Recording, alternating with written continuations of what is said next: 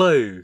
Today I'm taking a look at the Tekken 8 trailer that has dropped at Sony State of Play, and since I've been on a Tekken kick lately, it seems as good a time as any to really deconstruct the trailer and deconstruct where we are at with the series and consider its overall trajectory. And jumping in on that point, the trailer zeroes in, as we might expect, on a showdown between father and son, Jin Kazama and Kazuya Mishima, which are the two major players left in the central story now that we've seen the momentous demise of Heihachi Mishima in Tekken 7.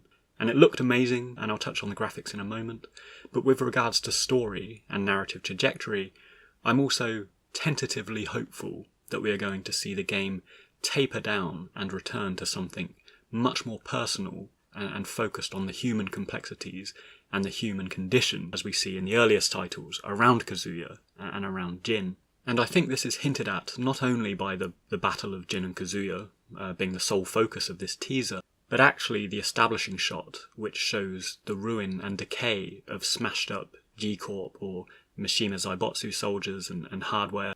And this is perhaps indicative that all of the overblown PMC Mishima armies and world domination stuff that was built up after Tekken 3 may get whittled away and refined back down in favour of character stories and these nuances of fate, revenge, retribution, and perhaps salvation, which orbit around these two central characters. And while the setting of the trailer does look like, worryingly like, the clifftop that Kazuya was once thrown off, I think Tekken 8 does have the potential to curveball us with the story. I think father versus son was played out to completion with Heihachi and Kazuya, and I think despite the indications of the trailer, they may go in a different direction, rather than recycle this tragic family feud. And as I mentioned in my recent Devil Kazuya and Jun Kazama episodes, I do think Kazuya, or indeed Jin, has the potential to be saved, and I do think Jun Kazama has the potential to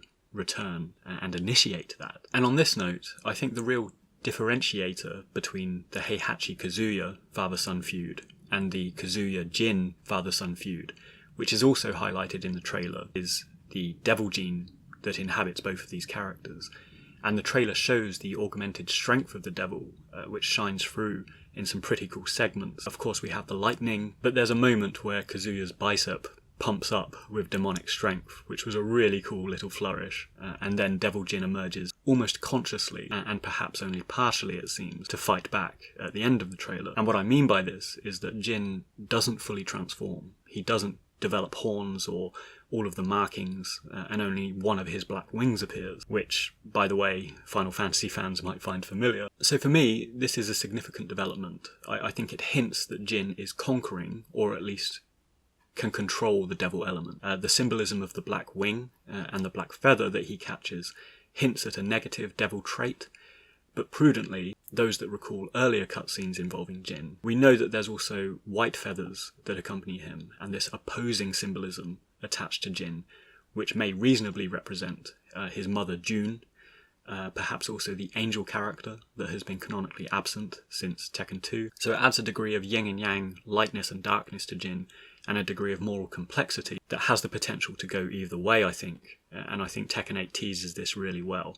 Several people have also pointed out in the past that Jin and Kazuya don't know one another, and it was notable in the trailer that Kazuya refers to him formally as Kazama Jin, which is a bit sad because they are father and son, but I do wonder if any of this will be explored. And again, it feels like June is the component that can really draw them together, if indeed it does go in that direction. So in all, it's a very brief glimpse of the story that we get from the teaser trailer, but I am looking forward to it. I'm hoping it realigns to focus more on the personal, moral complexities of Kazuya and Jin, rather than the big army revolution stuff. Though it is worth pointing out that Lee Chaolan and Lars are now quite prominent characters, as per the close of Tekken 7, and this PMC stuff is very much their arena of story. So I think it will feature in the game, but hopefully not to a very prominent degree, in my opinion, and maybe it can be a subplot or a secondary element to accompany the Kazuya and Jin dilemma. And on this note, talking about other characters, and now we've had a glimpse of the styling, it's getting exciting to anticipate how the designs and secondary elements of Tekken 8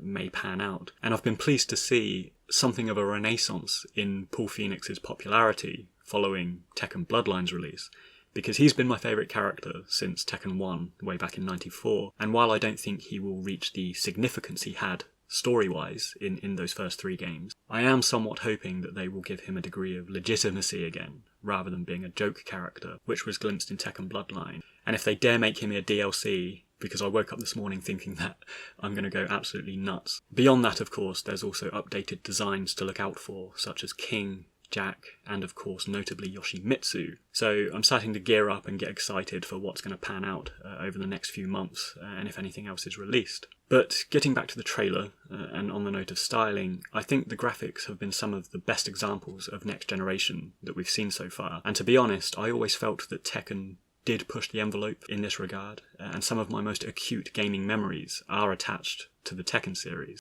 It was the first 3D game I ever saw and played back in 1994, which was mind-blowing. I recall seeing Tekken 3 in arcades back in 97-98, which was equally momentous. And Tekken 8 likewise shows the best of next generation. For example, we have the water droplets, the textures, the lighting. All of this looks fantastic, even the way that they've subtly aged up Kazuya, but retained his formidable, forbidding look is absolutely fantastic.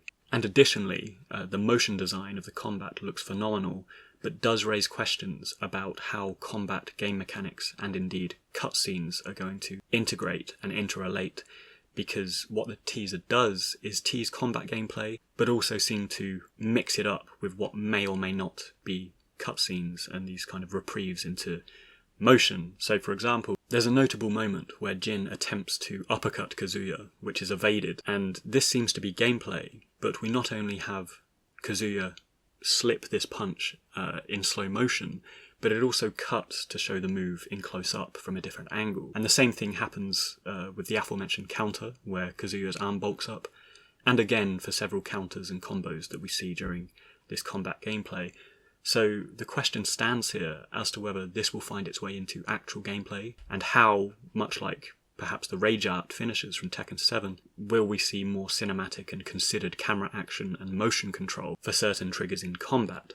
Beyond this, we might also consider what the arcade mode or story mode might look like, and whether this sort of camera work and seamless cutscene to combat will be something reserved for aspects of one-player mode or story mode. Because while Tekken has remained broadly consistent with its delivery of online play, it has long played around with the concept of arcade mode and how best to deliver on story, which has traditionally been quite difficult for fighting games. And for example, in Tekken 4, we saw the introduction of introductions and epilogues. In Tekken 6, we had the weird Tekken 4 style brawler mode, story mode. And in Tekken 7, we had a blended approach to cinematics and combat, with a one-player mode that followed the Tekken storyline rather than a chosen character, which was quite an interesting way to retell and conclude Heihachi and Kazuya's narrative arc. So it's difficult to say what approach will best befit Tekken 8. I know a lot of people prefer the old-style arcade mode, where you'd simply fight through 10 characters, get your introduction, your epilogue, and your conclusion. But I feel because of the renewed focus on Jin and Kazuya, they may do something similar to Tekken 7, where the story is given prominence rather than a given character. But all of this, of course, remains to be seen. So there we have it, my brief and initial response to the Tekken 8 trailer, which I thought was fantastic. It hit all of the right notes for me and gives me encouragement as to where the gameplay and the story is heading, and I'm very excited to see where it goes next.